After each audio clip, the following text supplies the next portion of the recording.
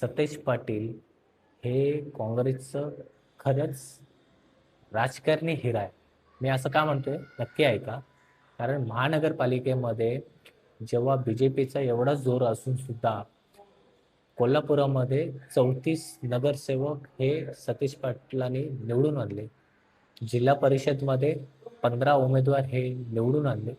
तिथे बीजेपीला हे फक्त 12 उमेदवार निवडता आले.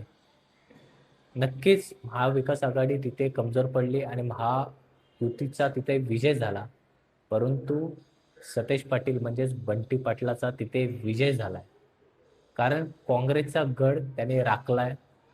आता काँग्रेस ही महाराष्ट्रामध्ये किंवा देश पातळीवरती किती रसागाळाला गेले हे नवीन सांगण्याची माझी इच्छा नाहीये.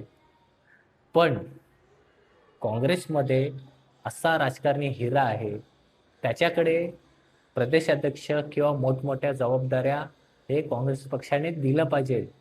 कारण हा माणूस सातत्याने प्रूव्ह करून दाखवतोय की मी काँग्रेसचा सच्चा नेता आहे आणि मी इथे माझ्या हिमतीने इथे नगरसेवक, आमदार, खासदार आणि बाकीच्या उमेदवार सुद्धा निवडून आणू शकतो.